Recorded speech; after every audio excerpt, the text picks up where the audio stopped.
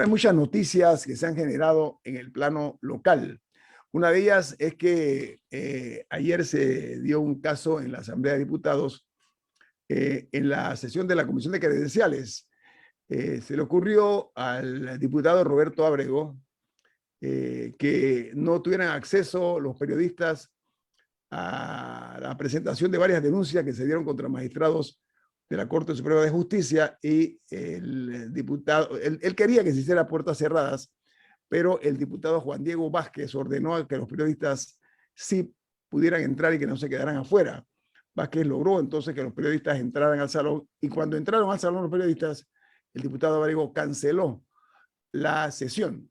Esto es, a mi juicio, irracional, porque coadyuva a todavía más entorpecer la labor informativa por una parte, y a aumentar ese ambiente que hay en Panamá de la falta de transparencia por una parte, y del secretismo que tanto daño nos hace a nosotros dentro y fuera del país, porque fuera de Panamá tenemos esa mala fama de que Panamá no hay transparencia en las acciones de los tres órganos del Estado. Entonces esto es una situación que ojalá no se vuelva a dar. No sé a ustedes qué les parece. Bueno, es que hay un detalle adicional, y es que al mismo diputado Vázquez no le permitían la entrada para que tuviera derecho a voz. Él no es miembro de la comisión, pero los diputados que no son miembros de las comisiones pueden entrar y simplemente no pueden votar. Y a él tampoco se le permitía la entrada, según lo que reportaron medios de comunicación. Y ahí fue que se formó un poco la discusión.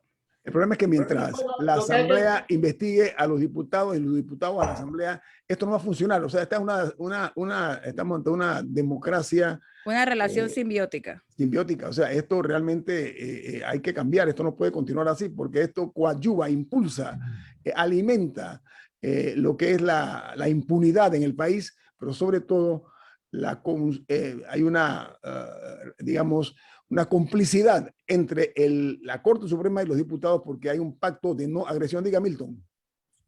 No, muy pocas de las sesiones de las comisiones de la Asamblea pueden tener carácter reservado, y creo que solamente algunas de la Comisión de Presupuesto, por alguna razón, la Constitución o el reglamento, más bien el reglamento, permiten que tengan carácter reservado. No conozco de ninguna norma que declare reservadas las sesiones judiciales de la Asamblea. Ahora bien, antes de la reforma del 2004, a los diputados solo los juzgaba la propia Asamblea. Al establecerse que son juzgados por la Corte Suprema, se está avanzando en cuanto al tema de la impunidad, porque era muy raro, muy raro, que la Asamblea aceptara juzgar a un diputado porque era alguien de casa, de adentro. Entonces, se plantea que el juzgamiento lo haga la Corte Suprema casualmente para generar un espacio de mayor independencia. Ahora, el tema es que a los magistrados de la Corte los juzga la Asamblea, y se puede generar lo que ustedes han mencionado, de que tú no te metes conmigo y yo no me meto contigo, de que los gitanos no se leen la baraja, que los bomberos no se pisan la manguera, y todas las otras frases que dicen que puede haber un elemento de recíproca complicidad.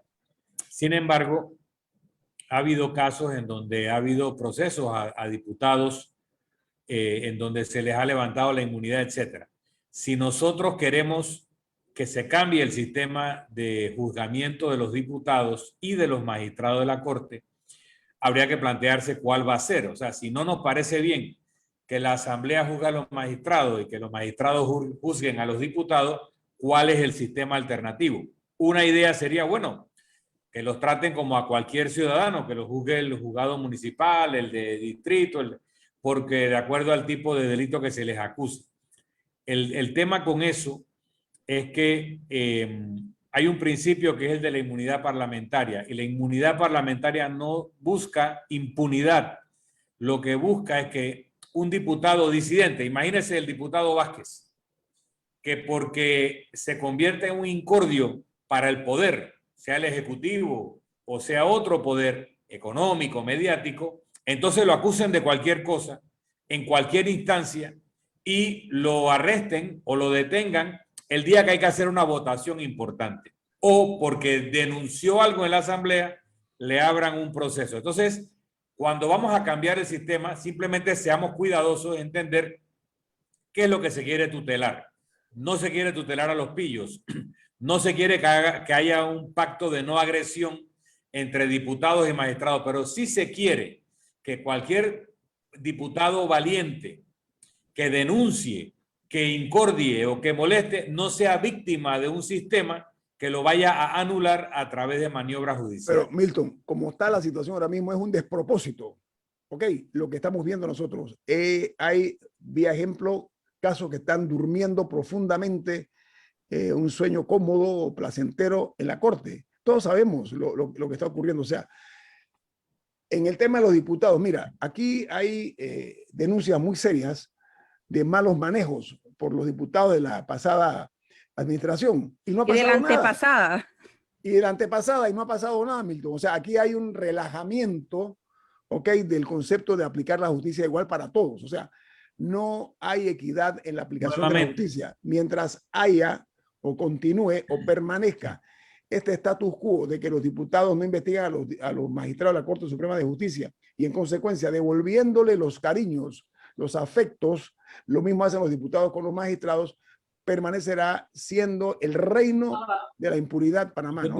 Pero yo te puedo agregar, tiene un buen punto. yo te puedo agregar que también duermen el sueño de los justos varios casos en la instancia judicial de empresas, de estafas entre familiares, etcétera. Entonces, no necesariamente es un tema no puse un ejemplo con los diputados, es que sí, hay ciertos casos célebres que parecen que quedan encajetados. Por ejemplo, el caso de la aclaración de sentencia de la minera, con lo cual utilizan ese recurso que se interpuso en algún momento cuando se anuló el contrato de la minera para decir que el contrato mantiene vigencia. Eso es un absurdo. Entonces, ese tipo de situaciones es un problema sistémico. Mi argumento simplemente es, vamos a cambiar el sistema para que no haya esa complicidad, pero, ojo, cuidado con eliminar la inmunidad parlamentaria que protege la disidencia y cuidado con que el sistema alternativo es que la Asamblea se juzgue a sí misma, es peor que lo que tenemos ahora. Es mi única advertencia. El problema es la indolencia. Hay ejemplos históricos, Guillermo, que es bueno citar. El único caso donde se juzgó a un presidente fue un desastre. Se sacó de la presidencia de la República al presidente Guisado, donde todo el mundo sabe que fue un crimen el que se hizo con el presidente. También a Marcos Robles se le destituyó y también a Ricardo del Valle en otro momento. Se le jugó, pero a Marcos Robles no funcionó la destitución. Eso es lo que... tampoco funcionó. La Guardia Nacional lo restituyó en contra de la voluntad de la Asamblea. Así es. Bueno, pero por eso te digo que los juzgamientos de los presidentes de la República no han sido felices. Estamos hablando de diputados, Rubén. Estamos hablando de los diputados, Rubén. Diputados. Estamos hablando de diputados. Bueno, pero la Asamblea era la Asamblea. Bueno. Los casos en que se juzga al presidente de la República es una facultad de la Asamblea, pero no han sido felices los juzgamientos por parte de la Asamblea. El problema, Rubén, es la indolencia. En este caso, nada más hay un magistrado. Corrígeme si me equivoco, pero hay un magistrado que ha sido condenado por la Asamblea. En la historia reciente. Que es Alejandro Moncada Luna. Sí. No, yo también creo que el magistrado Faúndez... Sí, él renunció por presión. Él renunció por presión. Creo que llegó a renunciar, pero ya le venía un proceso en la Asamblea. José Manuel Faúndez se llamaba, pero estoy hablando de la apatía, de la indolencia de la cual somos víctimas en este país, en este tipo de circunstancias. Y hemos perdido la costumbre de ver la realidad fríamente de las responsabilidades que tiene cada uno de los órganos del Estado, de los poderes del Estado. Entonces yo llamo la atención sobre eso que ocurrió ayer. Yo estoy de acuerdo que no se preste dentro de los cambios, si es que se dan, el hecho de permitir que sea manipulada para afectar a diputados adversarios. Yo estoy de acuerdo contigo, Milton. O sea, pero ayer hubo una noticia, Guillermo, que es sumamente importante, dramática. El ministro Alexander denunció que no estamos cubriendo las reservas por aumentos salariales del Estado y principalmente el gobierno, porque el gobierno ha inflado, este mismo gobierno ha inflado la planilla estatal en un año que es dramáticamente flojo en ingresos. Señor Murgas, el problema es que aparentemente estamos en rojo. Ok, y aquí se sigue hablando, escucháis que van a pedir miles de millones de dólares en préstamos adicionales. Vamos a quedar, vamos, ¿cuánto? El 6, ministro ¿no? Alexander habló de la posibilidad de pedir 6.000 millones de dólares más en deuda, de los cuales el de un porcentaje creo que es 34 o 32, lo estoy buscando, serían para gastos operacionales, o sea, para mantener el Estado andando, ni siquiera serían para inversión, para el metro, para el cuarto puente, para ningún... Mira, se requiere honestidad emocional para este tipo de cosas, pero yo... Perdón, no serían para cosas que generen empleo. Por eso. Serían para pagar planillas y cosas similares. Yo creo que hay que racionalizar los gastos del Estado, pero que no usen este argumento como excusa para no darle permanencia a las enfermeras y para no reconocerles los sueldos. Lo que tendrían que eliminar son ese botellerío que aparentemente se ha nombrado, ¿no? Es una fábrica de botellas inagotable. No, o los ascensos en la policía. Yo creo que ese tema es ineludible para un programa de esta categoría. Vamos a hablar acerca de eso. O los 22 millones que se le dieron a la Asamblea en planilla en media pandemia, adicionales. ¿Para pagar qué planilla? ¿Para pagar qué?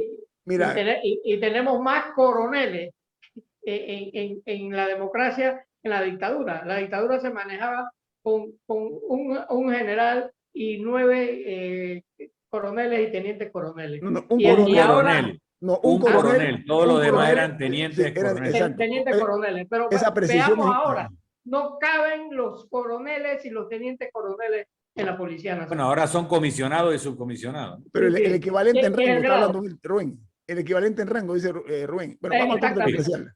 Vamos al corte comercial. Esto es Info Análisis, un programa para la gente inteligente. Bueno, amigos, estábamos hablando de la situación de las finanzas públicas, pero también surge el hecho de que para unos hay postres, hay deliciosas viandas, y para otros hay hambre, hay falta de alimentos. Y me explico, esa desgarbada actitud que ha prevalecido en los últimos gobiernos, incluido este, que en medio de una pandemia la política sensata es que se aplica el concepto de controlar el gasto público, que entre en juego factores importantes en crisis, pero vemos, y creo que lo trajo a la mesa Milton o Camila, el hecho de que vía ejemplo aquí se despilfarra, porque no hay otra forma de decirlo, dinero, sumas importantes en cosas triviales que no son importantes, pero vemos por otro lado que a las enfermeras le están regateando. Ahora el Ministerio de Salud dice que se va a reunir con las enfermeras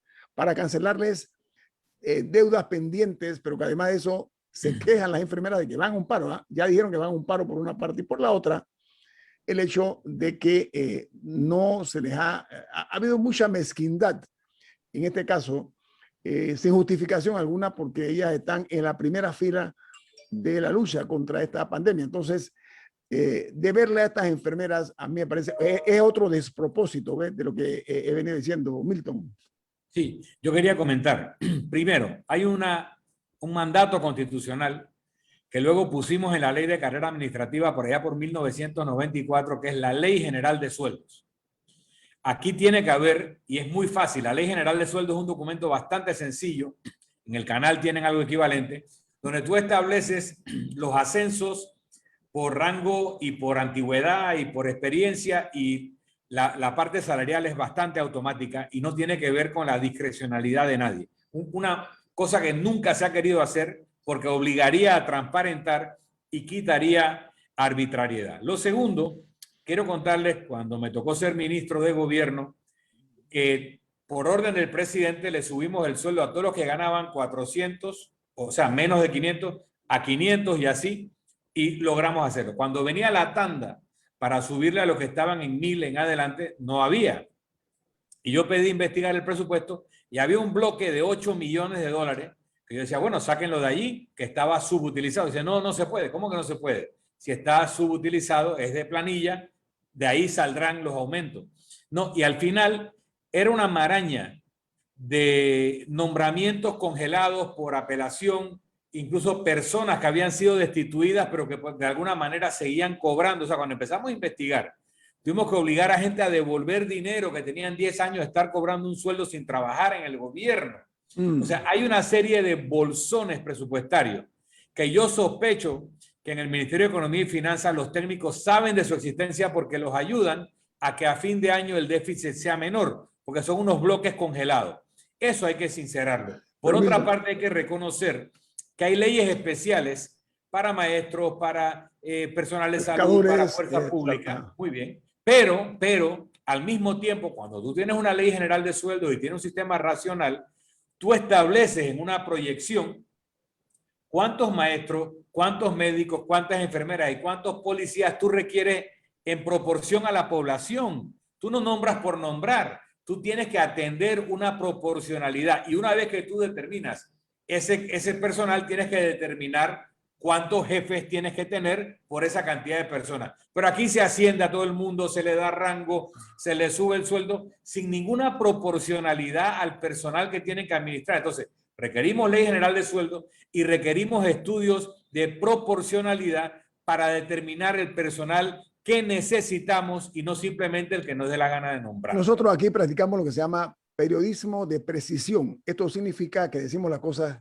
como exactamente son. En el tema de las enfermeras, que la Asociación Nacional de Enfermeras ha anunciado un paro, hoy se va a ejecutar, porque ellas están señalando una vez más que se han incumplido, por ejemplo, los acuerdos que se firmaron en el mes de diciembre. Ustedes recuerdan que se llegó un acuerdo antiparo y no se ha cumplido a la fecha. Estamos ya en el mes de abril, por una parte, y están también ellas, este movimiento lo hacen en apoyo al número importante de lo que tú estás diciendo, Milton, de funcionarios, de enfermeras y hasta médicos que tienen la figura del contrato eventual todavía está vigente. Entonces, este tipo después de años, a veces son años así, ese tipo de irracionalidad injustificada no puede continuar. Ahora, las enfermeras han dicho claramente que van a continuar lo que se llama la vacunación, no se van a detener en la vacunación. El paro en las otras funciones. Lo grave de esto es que vuelva a salir a la luz pública que no se cumple con las enfermeras. Diga, Camila. Sí, regresando un poco a las palabras del ministro Alexander de ayer. Él advirtió que para el 2021 el flujo de caja del gobierno se encuentra en números rojos, fue la expresión que usó. Y a nadie nos sorprende. El gobierno se vendió con esta idea al presidente, corrió con esta idea de que iba a haber austeridad con eficiencia.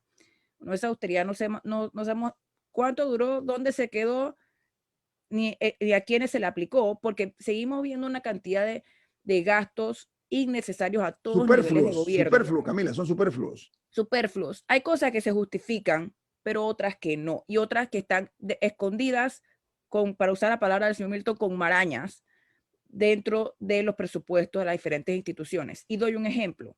Los representantes del corregimiento ganan sueldos a nivel del presidente, algunos, entre su salario, las dietas de la Junta Comunal, los gastos de movilización que se les asignan. En Arraiján, por ejemplo, yo revisé hace unas semanas, un par de meses, el presupuesto. Ahorita no recuerdo la cifra exacta, pero es ridículo lo que se le paga a los representantes de corregimiento en Arraiján en gastos de movilización. ¿Ridículo en qué sentido? Exceso, ¿estás hablando? Sí, en exceso. Un representante de corregimiento de Panamá, Reján Chorrera, puede estar ganando entre una cosa y otra unos $6,000 al mes. Okay. Es ridículo. Camila. Y son varios, y recordemos la cantidad de representantes de corregimiento que hay en el país, ¿no? 500 y 600 y tanto, ya ni recuerdo por dónde van.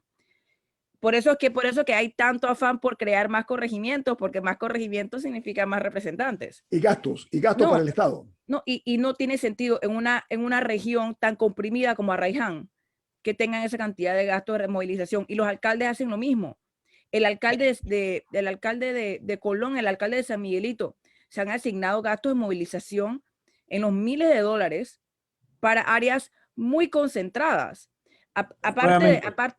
Camila, solamente para un punto. En el caso de los representantes o distritos, debiera haber una normativa general que dice, para crear un corregimiento tiene que tener por lo menos tal cantidad de población, tal extensión territorial, unos parámetros sin los cuales no se pueden crear. Igual, si se van a requerir tantas enfermeras por 1,000 habitantes, tantos maestros por 1,000 estudiantes. O sea, tiene que haber una fórmula científica en que se determina el número de funcionarios o de estructuras administrativas, pero aquí lo hacen a la bulla de los pocos. Bueno, en el Aquí caso hay una, para la aquí, creación de los permiso, Camila, nada más corregimientos, para eso, agregar. no, espérate, para la creación de corregimientos eso existe.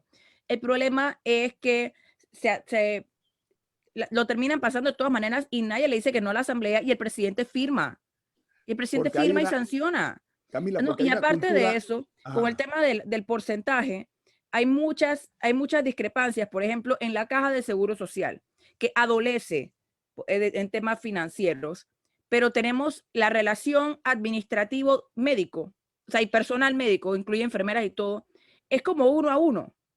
Eso no tiene sentido ni aquí ni en ningún lado. Entonces, uno ve que la planilla de la caja de seguro social crece y el servicio sigue siendo pésimo. Pero es que no se está dirigiendo a la parte del servicio, esas contrataciones la mayoría del tiempo. La institución crece, pero no es para lo que necesita, es inexplicable la planilla de la Caja de Seguro Social. Sí, aquí hay Igualmente, una igualmente la contratación de vehículos, el alquiler de vehículos en el Estado. 4x4, Hay la mayoría. hay una cierta cantidad que se justifica, porque si a un grupo de personas, Ministerio de Gobierno o del Ministerio de Salud, lo van a hacer ir a Canquintú o los van a poner a ir en medio de una montaña en Veraguas, yo entiendo que el Estado, claro que tiene que proveer los vehículos para que puedan hacerlo de manera segura, para áreas alejadas, giras muy específicas. Pero ¿por qué en la capital, si en la capital hay metro que ellos mismos construyeron? ¿Por qué si hay metrobús? Aquí hay que reducir la cantidad, la flota vehicular del Estado en la capital, que no se justifica. O sea, en Camila, casos muy específicos. aquí persiste la política parroquial y aldeana. Está impuesta. Tenemos una parodia de política en Panamá, lamentablemente, y me explico más claro. ¿Cómo se puede aceptar que en este país, en medio de la pandemia, no hay una austeridad establecida, una forma severa de estricto cumplimiento? Cuando vemos que ahora se acepta que los fondos del Estado están en números rojos. Imagínense ustedes, aquí nosotros hemos venido en el programa llamando la atención en ese sentido desde antes del inicio de la pandemia. Estábamos hablando de la merma de los ingresos en el país. Entonces, bueno, es una subcultura que hay de gastar el dinero, hay que gastarse lo que hay, lo que entra hay que gastárselo una vez. Entonces, esa falta de sinceridad en la administración pública es lo que ha afectado a todos. Señor Murgas. No hay ninguna justificación, Guillermo, para el exceso de alquileres que paga el Estado.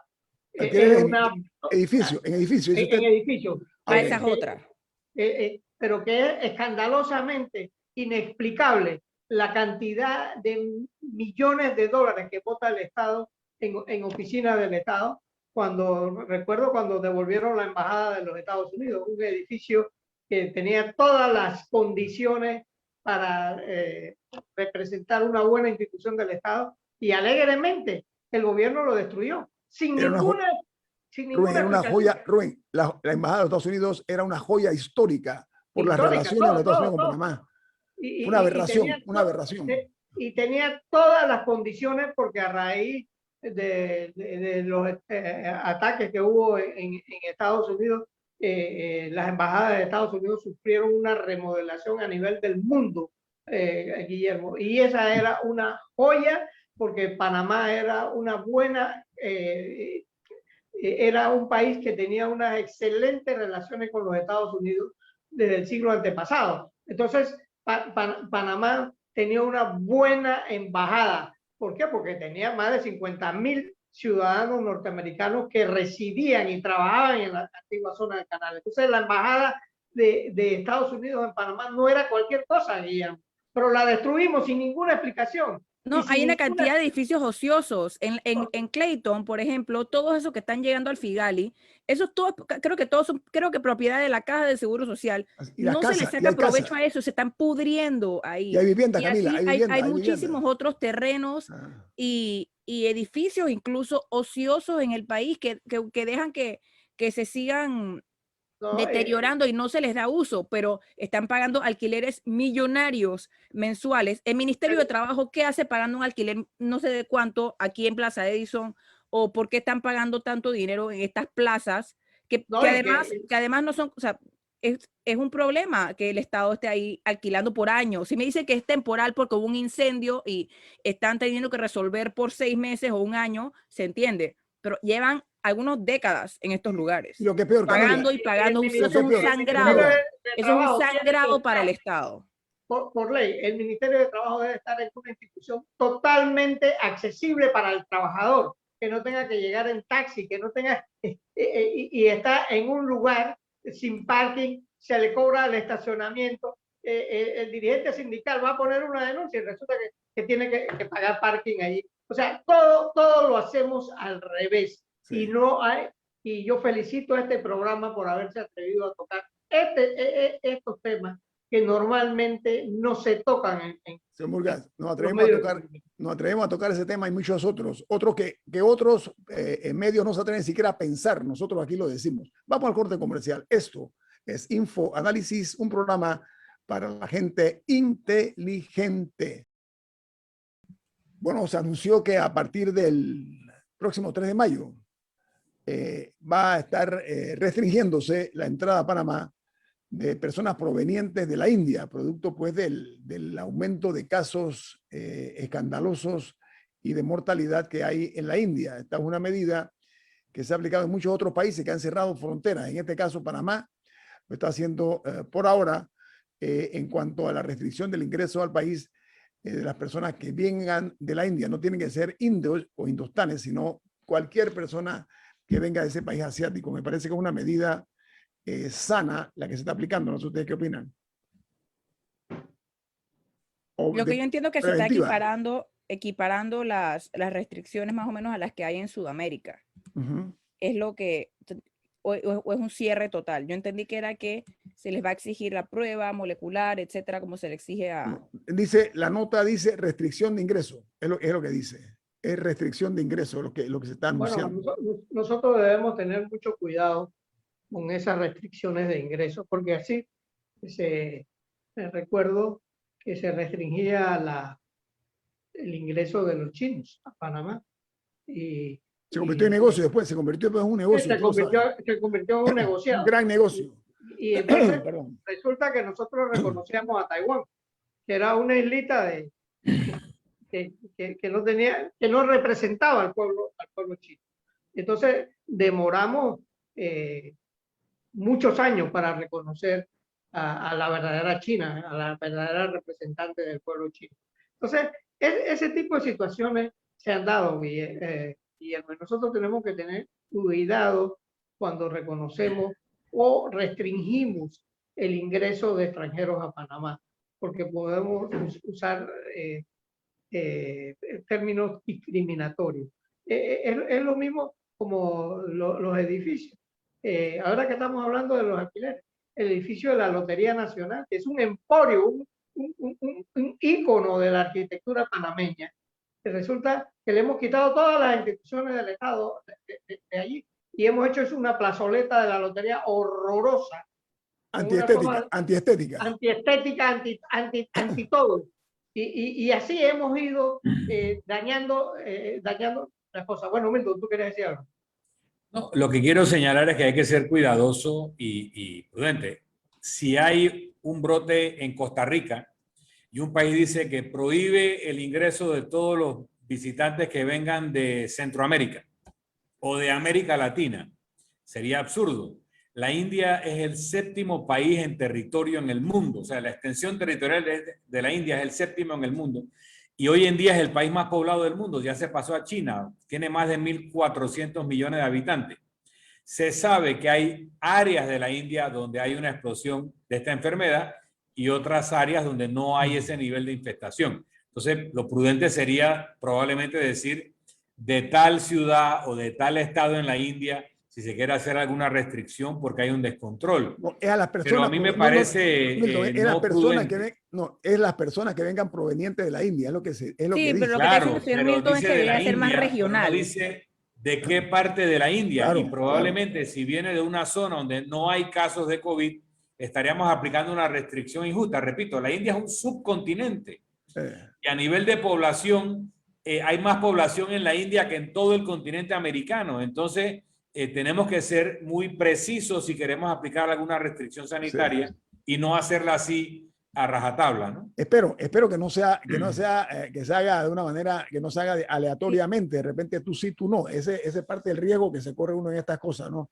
Bueno, hablando de eso, también se está fortaleciendo el control sanitario en la frontera con Costa Rica, que es una frontera muy porosa. O sea, hay mucho movimiento, particularmente comercial, entre ambos países, cosa que no ocurre con Colombia por el tema del tapón del Darién. Ahí el movimiento es más que nada de migrantes, pero sí se están tomando controles para tratar de evitar que haya una afectación, particularmente en Chiriquí y Bocas del Toro.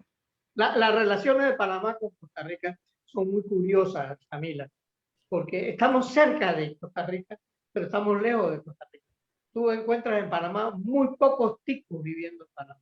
Y esa es una característica de la y pocos panameños en Costa Rica, señor Morgan, dígalo. Pocos panameños viviendo en Costa Rica. Entonces, esa es una de las características. Tú encuentras en Panamá mucho más españoles, mucho más argentinos, mucho colombianos, exceso de colombianos en Panamá, exceso de ecuatorianos en Panamá. Y entonces, nosotros tenemos que hacer estudios reales. ¿Por qué los ticos no quieren venir? Eso habla bien del gobierno de Costa Rica. ¿Por qué? Eso tiene que ver con la calidad de vida de cada país. Claro, el panameño emigra poco y cuando emigra vuelve. Cuando se jubila, se regresa.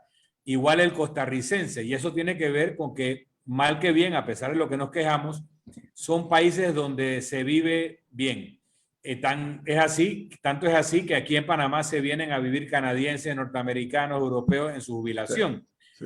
Igual en Costa Rica, una enorme cantidad de personas de otros países van a jubilarse a Costa Rica. Entonces eso te indica... Sobre todo estadounidenses, Milton, sobre todo estadounidenses. Sí, y europeos también, alemanes, etcétera. Sí. Entonces eso significa que a pesar de todo hay una relación de factores que hacen que la calidad de vida sea buena y no tenemos un problema migratorio con Costa Rica. De hecho, hay 800 trochas entre Panamá y Costa Rica. Hay tiendas en la frontera que usted entra por una puerta y está en Panamá y sale por la puerta de atrás y está en Costa Rica. Sí. Y se sabe, en Paso Canoa, sobre todo en Paso Canoa, eso pasa.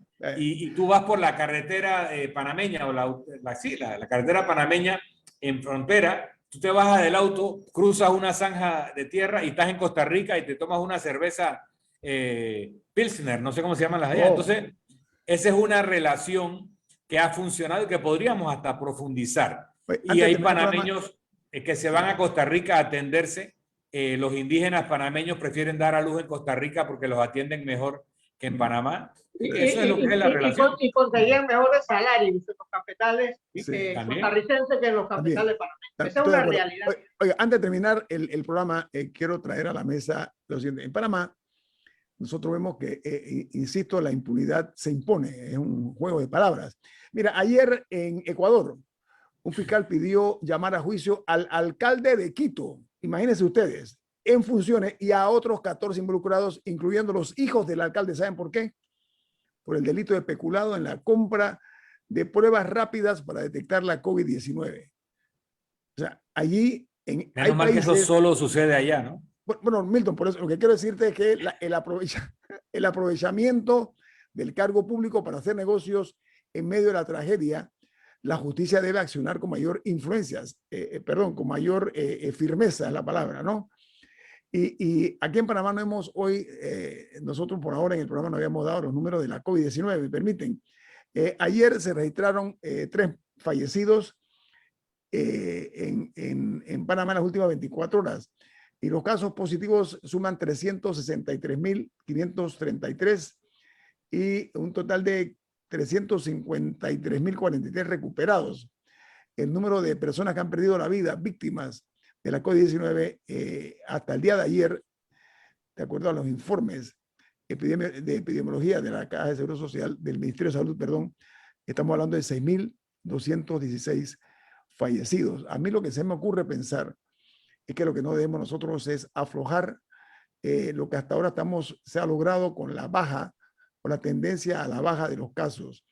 La tragedia que ha ocurrido en países hermanos como Uruguay, me remito a América Latina, Uruguay, Colombia, Costa Rica, es que cantaron victoria por una baja y después vino con mayor virulencia. El retorno fue peor en lo que llaman olas. Y Panamá debe actuar inteligentemente. Estoy hablando de las autoridades y nosotros también como ciudadanos de no excedernos en cuanto al hecho de que, bueno, ya el virus está cayendo. No, hay que, a mi juicio, que ser muy cuidadosos y tomar las precauciones que están comprobadas. Por algo, Guillermo, por algo Pfizer adoptó una medida trascendente. Prohibir solo le vende a los estados. Para evitar. A los gobiernos, sí, así es. A los gobiernos. Solo pueden comprar la vacuna Pfizer los gobiernos. Para evitar que surjan esos problemas que han surgido en Ecuador. Estuve leyendo. La gente empieza a negociar. Estados Unidos, yo me imagino que Estados Unidos y la superpotencia están con el largavista puesto sobre Haití para ver cómo están resolviendo los pobres haitianos la pandemia. O quizás Dios se apiade de ellos y quizás no tengan los contagios que tenemos por acá. Estaba leyendo una nota en un diario suramericano, que como no estoy seguro, porque leo tantas cosas, que un multimillonario suramericano, un tipo importante, le retó a la Pfizer y dijo, bueno, ¿cuánto cuestan las vacunas? Estoy dispuesto a pagar. Y la Pfizer le dijo, gracias, pero no gracias. Y después se le metió presión a un gobierno sudamericano para que el gobierno le vendiera a la empresa privada para hacer negocios. Y este gobierno también dijo lo mismo. O sea, hasta ahora se ha podido contener esto. En México ya están metiendo presión también para ver cómo logran que no únicamente sea el gobierno el que vacune o que tenga las vacunas, sino que se pueda abrir el compás con otras vacunas. Pero estamos viendo que se ha mantenido hasta ahora firme la decisión de que los gobiernos vacunen gratis, que la vacuna sea gratuita. Ese es el factor dominante en esta cosa y debe permanecer todavía vigente. Bueno, nos queda un minuto. Sí, ojalá fuera así con todas las medicinas que llevan. Ojalá fuera así. Bueno, mañana inicia la vacunación en La Chorrera, así que buenas noticias para los ciudadanos de esa parte del país. Mayores de 16 años, Camila. Y esperemos, y también hoy inicia la vacunación de docentes y administrativos en Herrera. Y esperemos que ya se comience a dar un movimiento de vacunas mayor al interior de la República. Particularmente a mí me sorprende que no haya habido una vacunación más grande en Chiriquí, por ejemplo, que Chiriquí, o en Veraguas, que en Veraguas había ciertas áreas como Santa Fe que estaban registrando una gran cantidad de casos. Entonces esperemos que con la llegada de más vacunas siga dispersándose hacia el interior. También ya se hizo el anuncio de que se van a poner puestos de AstraZeneca en la feria de Boquete y en la Azuero, ¿no? Creo que era la otra. Así que esperemos que también sí comiencen a llegar un mayor número de vacunas al interior de la República. Bueno, tenemos que irnos porque ya nuestro colega Álvaro Alvarado está listo para su programa Sin Rodeos.